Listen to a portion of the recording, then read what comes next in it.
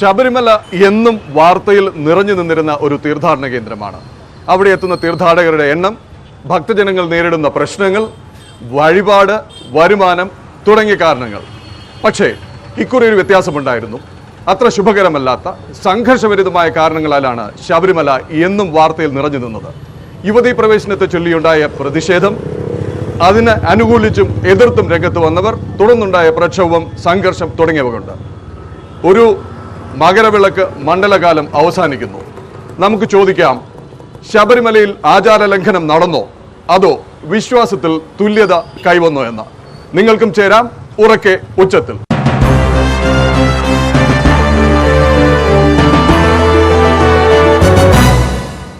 എന്താ പേര്? എൻ്റെ പേര് ബിജു നായർ. പറയൂ, ബിജുവിന്റെ അഭിപ്രായം എന്താണ്?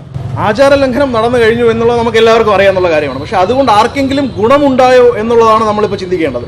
എന്ത് മാറ്റമാണ് നമ്മുടെ സമൂഹത്തിൽ അതിലൂടെ ഉണ്ടായിരിക്കുന്നത്? ആകെ കൂടെ ഇന്ന് നമുക്ക് പറയാൻ പറ്റുന്നത്, ചില ആക്ടിവിസ്റ്റുകൾ, അതും ഇരുട്ടിന്റെ മറവിൽ വേഷങ്ങൾ കെട്ടി ആചാരം വിശ്വസിക്കുന്നവരുടെ മനോവികാരത്തെ വ്രണപ്പെടുത്തിക്കൊണ്ട് ചില മുന്നേറ്റങ്ങൾ നടത്തിയിട്ടുണ്ട്. അത് സ്ഥായി ആണോ എന്നുള്ളത് ഇനിയും തീരുമാനിക്കപ്പെടേണ്ടിയിരിക്കുന്നു. കാരണം ഇതിപ്പോഴും കോടതിയുടെ പരിഗണനയിലുള്ള ഒരു വിഷയമാണ്. റിവ്യൂ പെറ്റീഷൻ വരുന്നതേ ഉള്ളൂ.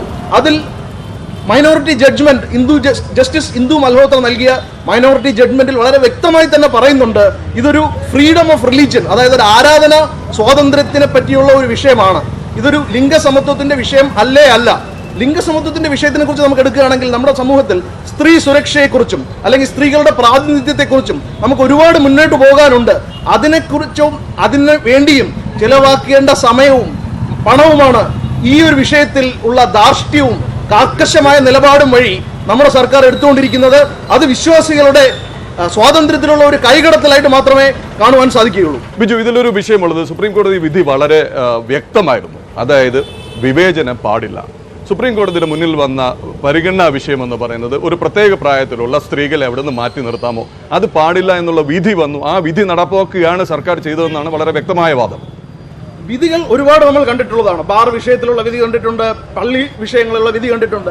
ഒരു സമൂഹത്തിലൊരു മാറ്റം എന്ന് പറയുന്നത് കോടതി വിധി അടിച്ചേൽപ്പിക്കുക, ഏകപക്ഷീയമായി അടിച്ചേൽപ്പിക്കുന്ന രീതിയിലല്ല മാറ്റങ്ങൾ സമൂഹത്തിൽ കൊണ്ടുവരേണ്ടത്.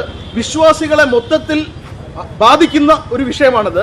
വിശ്വാസികളെയും കൂടെ വിശ്വാസത്തിൽ എടുത്തുകൊണ്ടുള്ള ഒരു സമവായം ആണ് ഇവിടെ ഉണ്ടായിരുന്നതെങ്കിൽ നമുക്ക് സർക്കാരിന്റെ ഉദ്ദേശശുദ്ധിയെ അഭിനന്ദിക്കാമായിരുന്നു. പക്ഷെ അങ്ങനെയൊന്നും ഇവിടെ ഉണ്ടായില്ല. ബിജുലേക്ക് വരാം. എന്താ പേര്? ഷെയ്ഖ് അഹമ്മദ്. എന്ത് ചെയ്യുന്നു? ഞാൻ കോളേജിലെ പ്രിൻസിപ്പളായിരുന്നു, retire. Kayamkulam M S N കോളേജിലെ പ്രിൻസിപ്പളായിരുന്നു, റിട്ടയർ ചെയ്തു. ശരി, എന്താണ് സാറിന്റെ അഭിപ്രായം ഇക്കാര്യത്തിൽ? വളരെ ചേരിതിരിഞ്ഞുള്ളൊരു ചർച്ചയാണ് നടന്നുകൊണ്ടിരുന്നത്.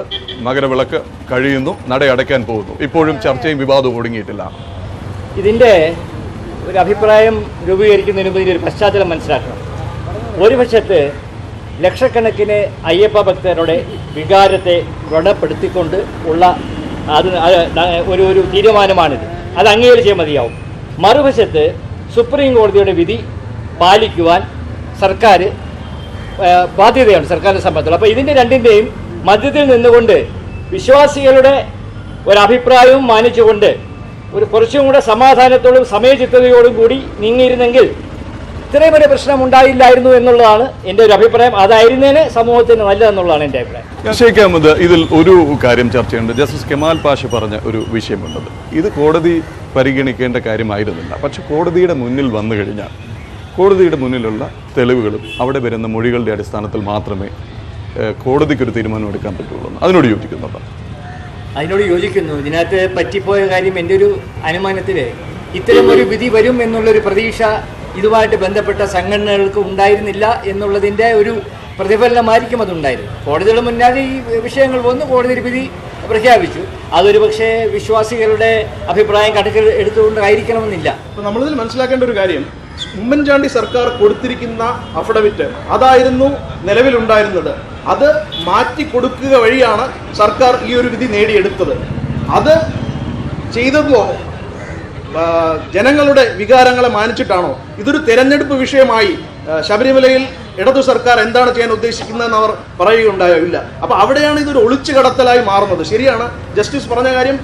ഇത് സുപ്രീം കോടതിയുടെ മുമ്പിൽ വന്ന അഫിഡവിറ്റും മറ്റുള്ള കാര്യങ്ങളും വെച്ച് നോക്കുമ്പോൾ ഈ ഒരു വിധി ശരിയാണ്. പക്ഷേ ഇപ്പോൾ അത് റിവ്യൂ ചെയ്യാനും അതേ സുപ്രീം കോടതി തന്നെ തയ്യാറായിട്ടുണ്ട്. അതുവരെ കാത്തിരിക്കുവാൻ എന്തുകൊണ്ട് പറ്റുന്നില്ല എന്നുള്ളത് വളരെ പ്രധാനപ്പെട്ട ഒരു ചോദ്യമാണ്. അതിനുള്ള ഉത്തരം ആര് നൽകും? റിവ്യൂ പരിഗണിക്കാമെന്നൊക്കെ പറഞ്ഞപ്പോഴും കോടതി ഈ വിധി സ്റ്റേ ചെയ്തില്ല എന്നുള്ളത് കൂടി നമ്മൾ ഓർക്കണ്ടേ? അതെ, സ്റ്റേ ചെയ്തില്ല എന്നുള്ളത് ശരിയാണെങ്കിലും ഈ ഒരു വിധി ഒരു പരിമിതമായ കാലാവധിക്ക് വേണ്ടി മാത്രം, ലിമിറ്റഡ് ടൈം ഓഫർ 3 മാസത്തേക്ക്, അങ്ങനെയല്ല. ഈ ഒരു വിധി ഒരു സ്ഥായിയായ മാറ്റം കൊണ്ടുവരാനുള്ള ആദ്യത്തെ ചുവടുവയ്പ്പാണെങ്കിൽ നമ്മൾ എന്തിനിത്ര ധൃതി പിടിക്കണം? ആചാര ലംഘനം നടന്നു എന്ന് തന്നെയാണ് ബിജു നായർ പറഞ്ഞത്. അതുപോലെ വിധി നടപ്പാക്കാൻ ഇത്ര ധൃതി വേണമായിരുന്നോ എന്ന് ചരിത്ര അധ്യാപകൻ കൂടിയായ ഷെയ്ഖ് അഹമ്മദ് ചോദിക്കുന്നു. നമുക്ക് മറ്റുള്ളവരിലേക്ക് പോകാം. ഉറക്കെ ഉച്ചത്തിൽ. എന്താണ് പേര് സാറിന്റെ? എന്ത് ചെയ്യുന്നു? ഞാൻ ഇപ്പോൾ ഒന്നും ചെയ്യുന്നില്ല. പ്രത്യേകിച്ച് കലാ സാംസ്കാരിക പരിപാടികളൊക്കെ നടക്കുന്നു. കൽട്രോളായിരുന്നു ജോലി ചെയ്തിരുന്നു. നട അടയ്ക്കാൻ പോകുന്നു, മകരവിളക്കായി, സ്ത്രീകൾ കയറിയും കഴിഞ്ഞു. ഇത് ഇനി മുന്നോട്ട് എങ്ങനെ പോകും എന്നാണ് താങ്കൾ കരുതുന്നത്? ഇതൊരു നിത്യമായ ഒരു വിവാദമായി, നിലയ്ക്കാത്ത വിവാദമായി തുടരും എന്ന് കരുതുന്നുണ്ടോ? ഒരിക്കലും. അതൊക്കെ ഈ ഒരു രാഷ്ട്രീയ മുതലെടുപ്പിന്റെ ഭാഗമായിട്ടുള്ള പ്രശ്നങ്ങളാണ്, എല്ലാ പ്രശ്നങ്ങളും. അത് BJPയുടെ ശ്രീധരൻ പിള്ള ഉൾപ്പെടെ തുറന്നു പറഞ്ഞു കഴിഞ്ഞു. ഞങ്ങൾക്ക് വിശ്വാസ സംരക്ഷണമൊന്നും അല്ല പ്രശ്നം, കമ്മ്യൂണിസ്റ്റ് പാർട്ടി എതിർക്കലാണ് എന്ന് അവർ തുറന്നു പറഞ്ഞു കഴിഞ്ഞു. അതുപോലെ തന്നെ RSSന്റെ നേതാവ് രാധാകൃഷ്ണൻ അത് തന്നെയാണ് ചെയ്തത്. ബാക്കി ശശികലയുടെ കാര്യമായാലും ശരി, ശോഭയുടെ കാര്യമായാലും ശരി, അവരാരും തന്നെ ആത്മാർത്ഥമായിട്ട് അവിടെ സ്ത്രീകൾ കയറരുത് എന്ന് ഇതുവരെ പറഞ്ഞിട്ടില്ല. അവരുടെ പാർട്ടി പറഞ്ഞിട്ടില്ല, വിധി പുനഃപരിശോധിക്കണമെന്ന് പറഞ്ഞിട്ടില്ല. അപ്പോൾ തികച്ചും ഇവിടെ ഒരു രാഷ്ട്രീയ കലാപമുണ്ട്, അരാജകത്വം സൃഷ്ടിക്കുക, അതിലൂടെ കലക്കവെള്ളത്തിൽ മീൻ പിടിക്കാൻ ശ്രമിക്കുക, ഇത് മാത്രമേ ഉള്ളൂ. എന്താണ് അഭിപ്രായം? എന്താണ് പേര്? എൻ്റെ പേര് വിജയകുമാർ. ഞാൻ അനിമൽ ഹസ്ബൻഡറിൽ വർക്ക് ചെയ്യുന്നു. എന്താണ് അഭിപ്രായം? ആചാര ലംഘനം നടന്നോ അതോ തുല്യത നടപ്പായോ? തുല്യതയാണ് നടപ്പായിരിക്കുന്നത്. കാരണം ആചാര ലംഘനം എന്ന് പറഞ്ഞൊരു സംഭവം അവിടെ ഉണ്ടായിട്ടേ ഇല്ല. കാരണം അവിടെ സ്ത്രീകളെ മുമ്പ് കയറണ്ട എന്നുള്ളൊരു തീരുമാനം വന്നത് അതിനുള്ള സൗകര്യമില്ലാത്തതുകൊണ്ടാണ്, അടിസ്ഥാന സൗകര്യം ഇല്ലാത്തതുകൊണ്ടാണ് അങ്ങ് സ്ത്രീകൾ പോകാതിരുന്നത്. ഇപ്പോൾ സ്ത്രീകൾ പോകാനുള്ള സൗകര്യം, എല്ലാം സൗകര്യങ്ങളും ഏർപ്പെടുത്തിയിട്ടുണ്ട്. എന്താ പേര്? അജികുമാർ. എന്ത് ചെയ്യുന്നു അജി? ഞാൻ അത്യാവശ്യം എഴുതുന്നതാണ്. എന്താ അജിയുടെ അഭിപ്രായം? രാഷ്ട്രീയ മുതലെടുപ്പാണോ നടക്കുന്നത്? ആചാരം ലംഘിക്കപ്പെട്ടോ അതോ തുല്യത നടപ്പായോ? തീർച്ചയായിട്ടും നടപ്പിലായെന്നതാണ് എൻ്റെ അഭിപ്രായം. സ്ത്രീകൾ കയറണം. എന്താണ് സ്ത്രീകൾ കയറിയ പ്രശ്നം? ഇത്രയും സാംസ്കാരികമായി ഒരു ഡെവലപ്പായ ഒരു കൺട്രി, ഒരു സ്ഥലത്ത് ഇതിനു വേണ്ടി ഇങ്ങനെ മറുപടി കിട്ടുമെന്ന് മനസ്സിലാവുന്നില്ല. അവർ കൃത്യമായ അജണ്ടയുണ്ട്. BJPയെ സംബന്ധിച്ച് കൃത്യമായ ഒരു ഹിന്ദു കോർഡിനേഷൻ അവർ ആലോചിക്കുന്നുണ്ട്. അവർ രാഷ്ട്രീയപരമായ മുതലെടുപ്പാണെന്നുള്ള യാതൊരുവിധമായ തർക്കവും അതില്ല. ഈ വിഷയം പറയുമ്പോൾ കോൺഗ്രസ് ഉന്നയിക്കുന്ന ഒരു ആരോപണമുണ്ട്. BJPക്കും RSSനും ഈ പറയുന്ന മുതലെടുപ്പ് നടക്കാനുള്ള അവസരവും വേദിയും CPM നയിക്കുന്ന സർക്കാർ ഒരുക്കി കൊടുത്തു എന്നുള്ളൊരു ആക്ഷേപം. അതിനോട് പ്രതികരിക്കുന്നു. അവർ ശരിക്കും പറഞ്ഞാൽ ഈ കാലത്താണ് ജീവിക്കുന്നത്. ഒരു സാധാരണ മനുഷ്യന് പോലും മനസ്സിലാകുന്ന രീതിയിലാണ് നമ്മൾ വാർത്തകൾ കണ്ടുകൊണ്ടിരിക്കുന്നത്. പിന്നെ ഈ കോൺഗ്രസ് പറയാൻ എന്ത് അടിസ്ഥാനമാണ് അവർ പറയുന്നത്? എന്താണ് അഭിപ്രായം? ആചാര ലംഘനം നടന്നോ ശബരിമലയിൽ, അതോ തുല്യത നടപ്പായോ? അത് നടക്കാൻ പാടില്ലാത്ത കാര്യമല്ലേ? പാടില്ലായിരുന്നു, ഒരിക്കലും നടക്കാൻ പാടില്ല. വിശ്വാസിയാണോ? വിശ്വാസിയാണ്. പോയിട്ടുണ്ട്. സുപ്രീം കോടതി വിധി അനുസരിച്ചല്ലേ പോയത് ഈ വനിതകൾ? നമ്മളെ സർക്കാർക്ക് ഒരു ഹർജി കൊടുക്കാമല്ലോ. എങ്ങനെ ഈ കാലകാലം കൊണ്ട് ആചാരം നടന്നുകൊണ്ടിരിക്കുകയാണ്, ഈ ആചാര ലംഘനം പാടില്ല എന്നൊരു ഇത് ക്യാച്ച് പറ്റുള്ളൂ എന്ന് പറയുമ്പോൾ അത് ബുദ്ധിമുട്ടല്ലേ? അല്ല, ഇപ്പൊ ഭരിക്കുന്ന കക്ഷി ആ സർക്കാരിന്റെയും വളരെ പ്രഖ്യാപിതമായ നയവും നിലപാടുമാണ്. അവർ തുല്യതയ്ക്ക് വേണ്ടി വാദിക്കുന്നവരാണ്. അപ്പൊ അവരെന്തിനു പോയി മറിച്ചൊരു ഹർജി കൊടുക്കണം? തീർച്ചയായിട്ടും അത് കൊടുക്കേണ്ടതാണ്. തീർച്ചയായിട്ടും കൊടുക്കുക. അവിടെ ഈ പുരുഷന്മാർ പോവാം, 5 വയസ്സായ കുട്ടിയേക്ക് പോവാം, അത് കഴിഞ്ഞ് 50-55 വയസ്സായ കുട്ടിയൊക്കെ പോവാം. അതുപോലെ ഇപ്പോൾ തന്നെ പെണ്ണുങ്ങളെ കാശ് കൊടുക്കണമെന്ന് പറഞ്ഞാൽ അത് നടക്കുന്ന കാര്യമാണ്. ശക്തമായ വാദഗതി ഇന്നും ഉണ്ട് വിശ്വാസത്തിന്റെ പേരിൽ. ഇപ്പൊ പറഞ്ഞത് വിശ്വാസികളുടെ വികാരം തീരെ പരിഗണിക്കാതെ സുപ്രീം കോടതി വിധി അംഗീകരിക്കുന്നവർ പോലും പറഞ്ഞത് ശരി തന്നെയാണ്. പക്ഷേ ഇത്ര ധൃതി പിടിച്ച് എന്തിന് നടപ്പാക്കണമായിരുന്നു? അല്ലെങ്കിൽ സുപ്രീം കോടതി വീണ്ടും ഒരിക്കൽ കൂടി പരിഗണിക്കാമെന്ന് പറഞ്ഞിരിക്കുന്നു. ഇത്ര ധൃതി വേണമായിരുന്നു. അപ്പൊ അങ്ങയുടെ അഭിപ്രായത്തിൽ ആചാര ലംഘനം നടന്നു, അതോ തുല്യത എന്നുള്ളത് നടപ്പായോ? ആചാര ലംഘനം എന്ന് പറയുന്നത് നടക്കുന്നില്ല. ആചാരങ്ങളെല്ലാം മനുഷ്യൻ നിർമ്മിച്ചിരിക്കുന്ന ആചാരങ്ങൾ തന്നെയാണ്, അല്ലാതെ എവിടെയും കല്ലിൽ കൊത്തിവെച്ച ആചാരങ്ങളൊന്നുമല്ല. പിന്നെ രണ്ടാമത് ധൃതി പിടിച്ച് എന്തിന് നടപ്പിലാക്കി? പിന്നെ പിണറായി വിജയൻ എന്ന മുഖ്യമന്ത്രി, ബഹുമാനപ്പെട്ട മുഖ്യമന്ത്രി എന്ത് ചെയ്യണം? സുപ്രീം കോടതി പറഞ്ഞില്ലല്ലോ നിങ്ങൾ മകരവിളക്ക് കഴിയട്ടെ എന്ന് നടപ്പിലാക്കിയാൽ മതി എന്നല്ല അവർ പറഞ്ഞത്. 22-ാം തീയതി വരെ കാത്തിരിക്കട്ടെ, ഞങ്ങൾ അപ്പോഴും പരിഗണിക്കാം. എന്താണ് ഇവിടെ രാഷ്ട്രീയ കളി നടക്കട്ടെ എന്നുള്ളത് തന്നെയാണ് പറഞ്ഞത്. അപ്പോൾ മുഖ്യമന്ത്രി യാതൊരു തരത്തിലും വെപ്രാളം കാണിച്ചില്ല വിധി നടപ്പിലാക്കാൻ.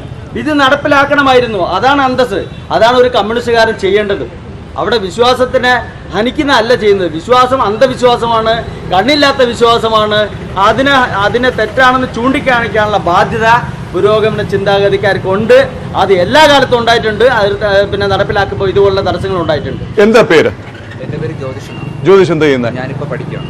ജ്യോതിഷിന്റെ അഭിപ്രായം എന്താണ്? രാഷ്ട്രീയമാണോ, മുതലെടുപ്പാണോ, ആചാര ലംഘനമാണോ? രാഷ്ട്രീയമുണ്ട്, മുതലെടുപ്പുണ്ട്. അതായത് ഇപ്പോൾ 1991 കോടതി വിധി അനുസരിച്ചാണ് ഇത്രയും കാലം അവിടെ സ്ത്രീകൾ കയറാതിരുന്നത്. 91 കോടതി വിധി അനുസരിക്കാം, 2019 കോടതി വിധി അനുസരിക്കാൻ പറ്റൂല എന്ന് പറയുന്നത് തീർച്ചയായും രാഷ്ട്രീയ മുതലെടുപ്പ് തന്നെയാണ്. അഭിപ്രായങ്ങൾ ഭിന്നമാണ്. എല്ലാവർക്കും ചേരാം ഉറക്കെ ഉച്ചത്തിൽ. ഇവിടെ രണ്ട് ചെറുപ്പക്കാരെന്നോട് ചേരുന്നു. എന്താ പേര്? അഭിജിത്ത് എവിടുന്നാ വരുന്നേ? ഞാൻ സ്ഥലം കണ്ണൂരാണ്. എന്ത് ചെയ്യുന്നു? ഇവിടെ ബി എഡ് വിദ്യാർത്ഥി. എന്താ അഭിപ്രായം?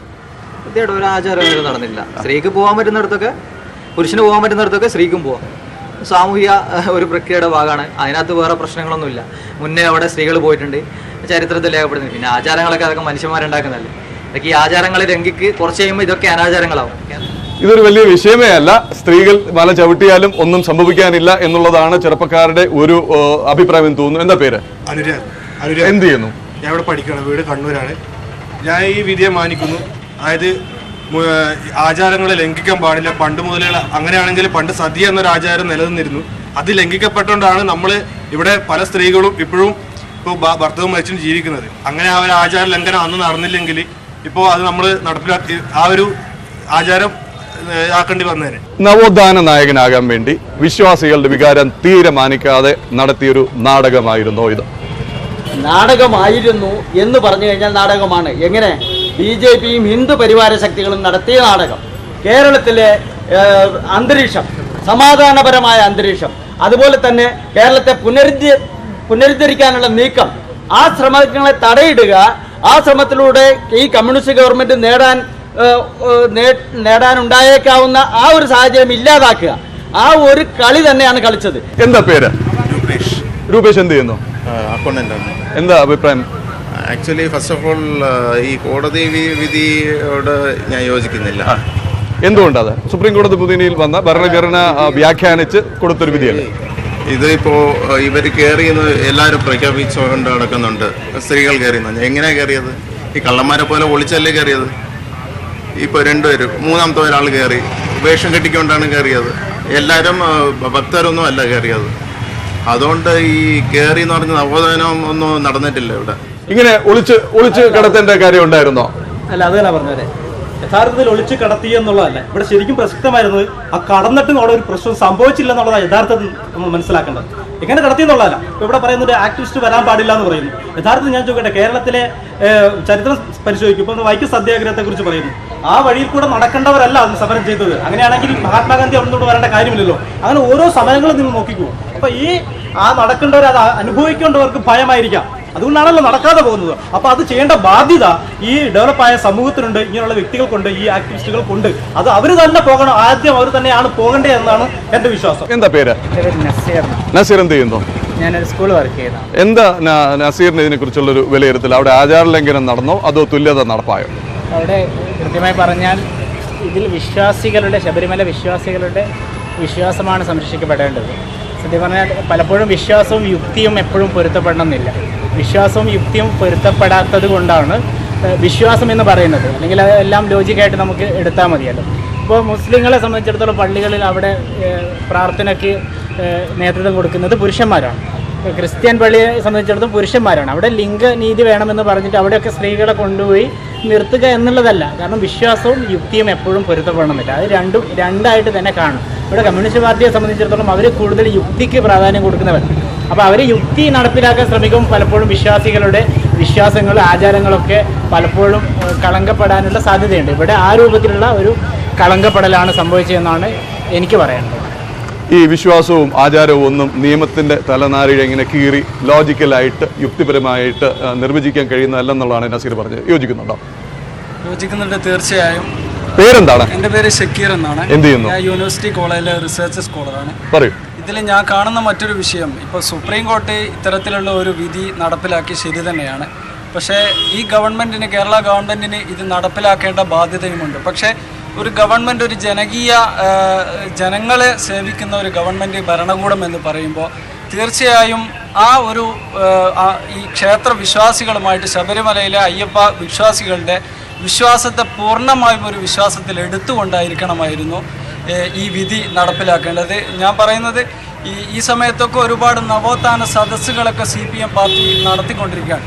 ഈ ഒരു നവോത്ഥാന സദസ്സുകൾ ഇത്രയും കലുഷിതമായ അതിനു മുമ്പ് തന്നെ, ഈ വിധി നടപ്പിലാക്കുന്നതിന് മുമ്പ് തന്നെ ഇതിൻ്റെ ഒരു അവബോധം ഈ വിശ്വാസികൾക്ക് ബോധ്യപ്പെടുത്തിയിട്ടുണ്ടെങ്കിൽ ഇത്രയും ഈ കേരളം ഒരു കത്തി നിൽക്കുന്ന ഒരു അവസ്ഥയിലേക്ക് വരുമായിരുന്നില്ല എന്നാണ് എൻ്റെ ഒരു വിനീതമായ അഭിപ്രായം.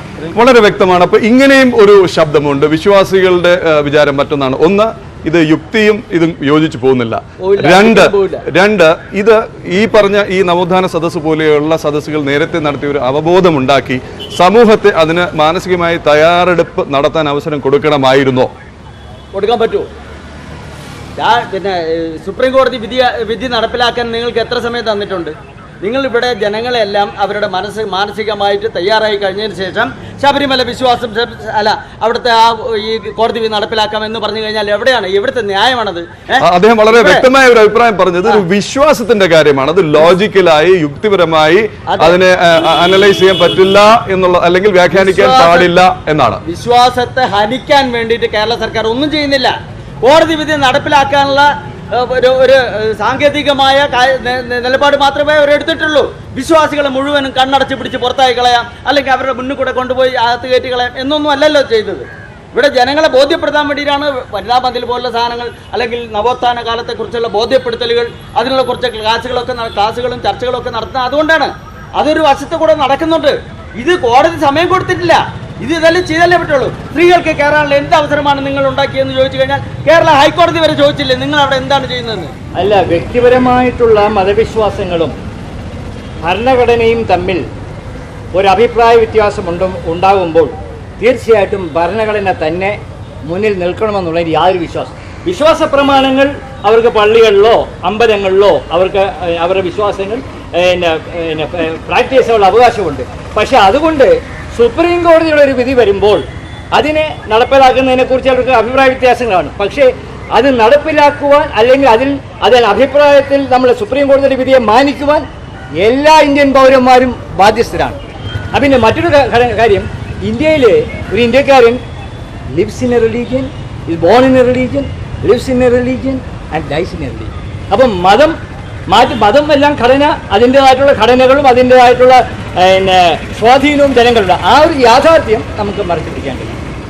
വിഭിന്നമാണ് അഭിപ്രായങ്ങൾ, ശക്തമാണ് അഭിപ്രായങ്ങൾ. നവോത്ഥാനം നടക്കണം, ഭരണഘടന സംരക്ഷിക്കപ്പെടണം. അതേസമയം വിശ്വാസം, ആചാരം, അതിൽ തൊട്ടുള്ള കളി വേണ്ട എന്ന് പറയുന്നവരുമുണ്ട്.